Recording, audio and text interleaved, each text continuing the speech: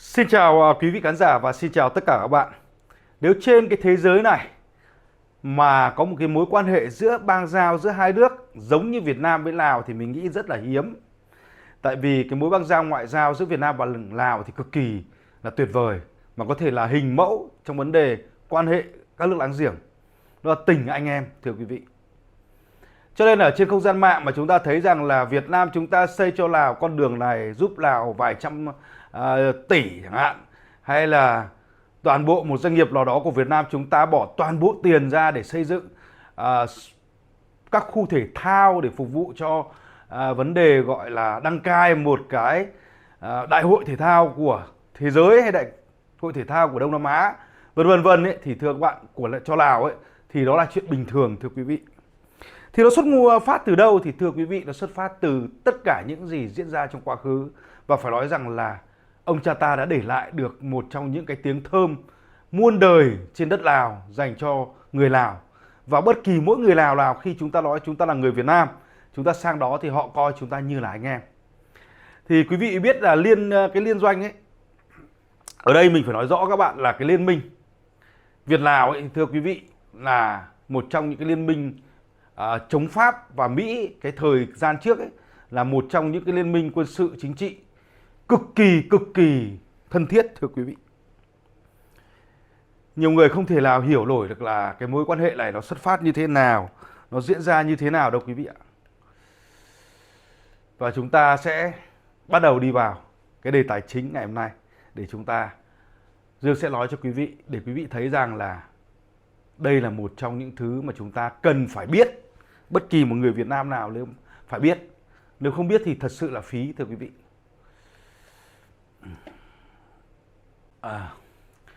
Thì đầu tiên là chúng ta sẽ nói vào cái thời kỳ hoàn cảnh lịch sử của Việt Nam của chúng ta.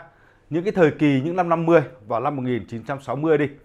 Thì thưa các bạn, cái liên minh Việt Lào ấy chống Pháp và Mỹ là một liên minh quân sự và chính trị giữa Cộng hòa Dân chủ Nhân dân Lào và Việt Nam Dân chủ Cộng hòa, chống lại sự can thiệp của Pháp và Mỹ trong khu vực Đông Dương vào thế kỷ thứ 20.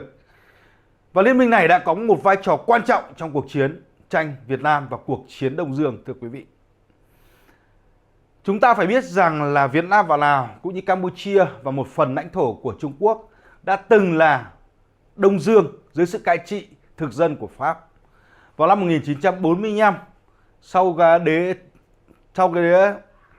Thế chiến đệ nhị, thì Việt Nam của chúng ta, đặc biệt là dưới sự lãnh đạo của Hồ Chủ tịch, thì chúng ta đã giành được chính quyền. Và ngày 2 tháng 9 năm 1945, chúng ta đã đọc bản tuyên ngôn độc lập khai sinh ra nước Việt Nam Dân chủ Cộng hòa. Nhưng mà không phải vì thế mà chúng ta đã được độc lập ngay và Pháp đã quay trở lại Đông Dương, thưa quý vị. Và nó dằng dẵng kéo dài đến tận năm 1954. Và chúng ta một lần nữa, dưới sự lãnh đạo của Đảng và Hồ Chí Minh của chúng ta, thì chúng ta đã có một trận chiến thắng oanh hùng, oanh liệt và tiếng vang khắp thế giới. Đó là chiến thắng Điện Biên Phủ ngày 7 tháng 5 năm 1954. Và lúc đó đã hình thành lên và bắt buộc thực dân Pháp và những kẻ ủng hộ của thực dân Pháp đã phải ngồi xuống bàn đàm phán hòa bình Geneva, thưa quý vị. Nhưng mà bọn chúng vẫn không hề từ bỏ để mà tái chiếm chúng ta một lần nữa. Và lúc đó thì Pháp ra khỏi Việt Nam thì Mỹ lại quay trở vào, thưa quý vị. Chính vì điều đó, vào những năm 1950 và đầu những năm 1960 thì cả hai nước đều đối mặt với sự thách thức từ Pháp và Mỹ. Tại vì sao? Ở đây chúng ta phải nói rằng là Mỹ là giật dây cho Pháp quay trở lại Đông Dương và chính là đất nước cung cấp tiền bạc, vũ khí, vân vân, thưa các bạn. Thì chúng ta và chính Việt Nam chúng ta cũng như Lào đều phải bảo vệ cái chủ quyền lãnh thổ của mình, thưa quý vị. Và cái liên minh Lào Việt đã cùng nhau chống lại cuộc chiến của Pháp ở Đông Dương từ năm 1946 đến năm 1954 thông qua cuộc chiến vệ quốc và được sự hỗ trợ tài chính quân sự từ khối xã hội chủ nghĩa, thưa quý vị. Cuộc chiến này đã kết thúc bằng Hiệp định Geneva năm 1954. Nhưng nó lại chia cắt Việt Nam chúng ta thành hai phần, Bắc và Nam, có nghĩa là từ vĩ tuyến 17. Còn Lào và Campuchia thì được trao quyền độc lập. Nhưng mà thực ra khi nói trao quyền độc lập ý, thì thưa các bạn vẫn dưới sự ABC nào đó của đế quốc Mỹ và bè lũ tay sai, thưa quý vị. Sau hiệp định Geneva, Mỹ bắt đầu can thiệp vào miền Nam Việt Nam với sự tuyên truyền phóng đại với người dân Mỹ và thế giới là để ngăn chặn sự lan rộng của chủ nghĩa cộng sản, thưa quý vị. Thì lúc đó Lào trở thành một điểm nóng trong cuộc chiến tranh lạnh và là mục tiêu của Mỹ trong việc chống lại sự lan rộng của chế độ cộng sản. Và kể cả Việt Nam của chúng ta và Lào đều giống nhau như vậy, thưa quý vị. Việt Nam của chúng ta thì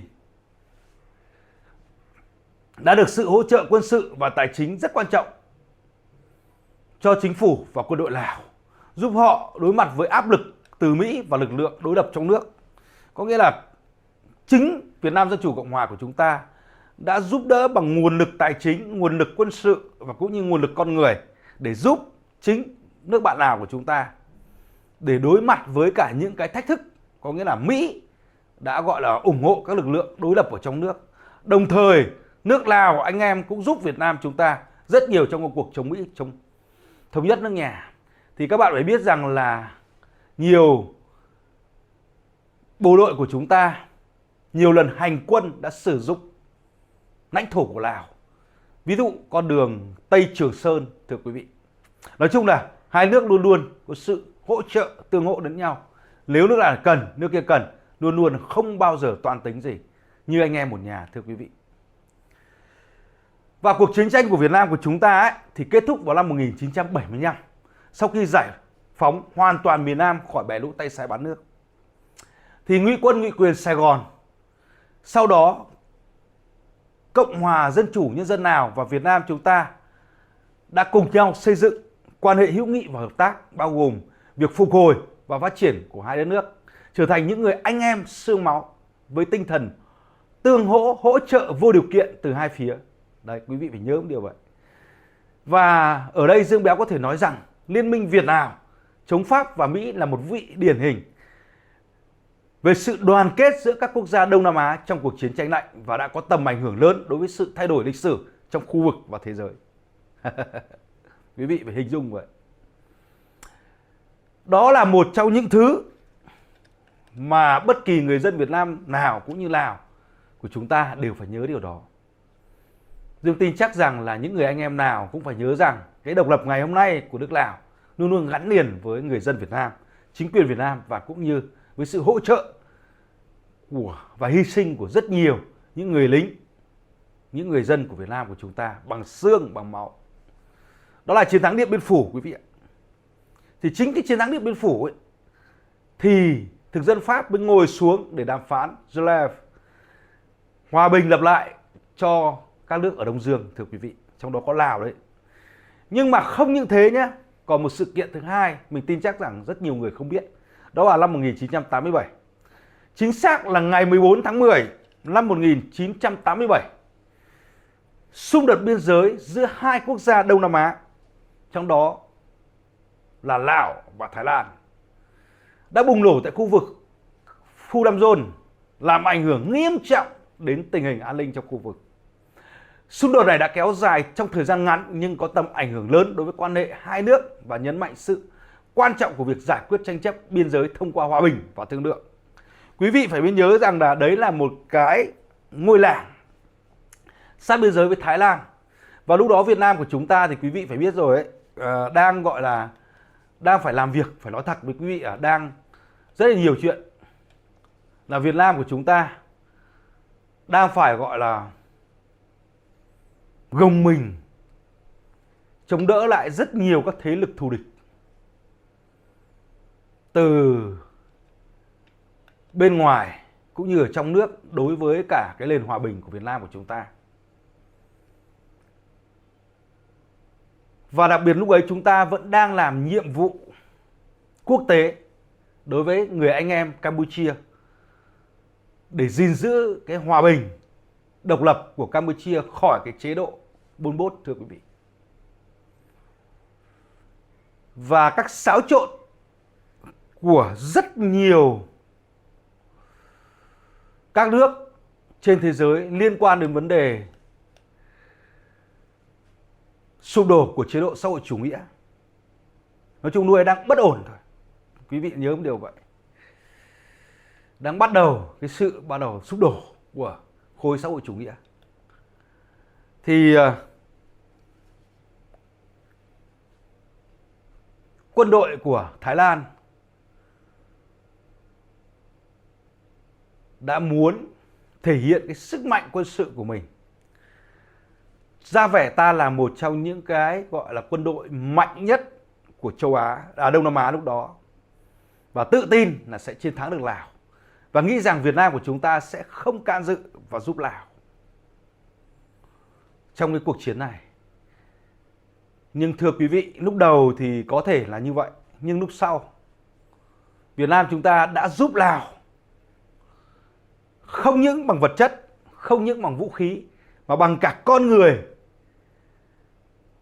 Những người lính bộ đội tình nguyện Việt Nam của chúng ta đã sang bên tranh chấp, cái nơi đang tranh chấp, để cùng với nhân dân Lào, cùng với quân đội Lào để đập tan quân đội của Thái Lan. Và điều đó đã để lại trong lòng nhân dân Lào rất là nhiều điều. Có thể nói với các bạn rằng là rất nhiều điều gọi là tốt đẹp. Và đến bây giờ rất nhiều người biết điều đó. Ở đất nước Lào họ luôn luôn dạy con cháu rằng Việt Nam chúng ta, chính phủ nhân dân Việt Nam chúng ta đã giúp đỡ người dân Lào bảo vệ Tổ quốc, bảo vệ chủ quyền lãnh thổ Tổ quốc khỏi các thế lực. Các thế lực ở đây là gì? Các thế lực xâm chiếm, các thế lực ngoại bang, làm ảnh hưởng đến cái tính độc lập cũng như toàn vẹn chủ quyền của đất nước Lào. Vì vậy họ rất là yêu chuộng và luôn luôn họ coi Việt Nam chúng ta là người anh em. Có thể sau này thì nhiều các bạn nói rằng là Trung Quốc đã dùng tiền để mà mua chuộc chính quyền Lào cũng như người dân Lào liên quan đến vấn đề đầu tư các dự án tại Lào rất là lớn. Trong đó có dự án đường sắt, cao tốc, trong đó rất nhiều những thứ nữa. Nhưng thưa các bạn, trong lòng nhân dân Lào, nếu ai đã từng sang Lào chơi với cả các bạn Lào thì quý vị biết rằng là những người anh em Lào luôn luôn là những người tuyệt vời và coi trọng người Việt Nam của chúng ta, coi trọng chính phủ Việt Nam của chúng ta, coi trọng đất nước Việt Nam của chúng ta như những người anh em không bao giờ có thể từ bỏ được. Chính vì điều đó thì quý vị phải hiểu rằng cái tình nghĩa của người dân Việt Nam của chúng ta đối với Lào như thế nào. Và Dương Béo khẳng định với quý vị rằng với sự giúp sức không tính toán thì Việt Nam của chúng ta với cả Lào thì mãi mãi là những người anh em tương hỗ trợ lẫn nhau trong tất cả các công việc. Vì vậy khi mà thấy ở trên không gian mạng Việt Nam chúng ta giúp Lào hàng trăm tỷ vân vân, bất kỳ việc gì đến máu và tính mạng còn không gọi tính toán thì tiền bạc là cái gì thưa quý vị. Xin chào và hẹn gặp lại quý vị trong những câu chuyện tiếp theo. Bye bye và hẹn gặp lại.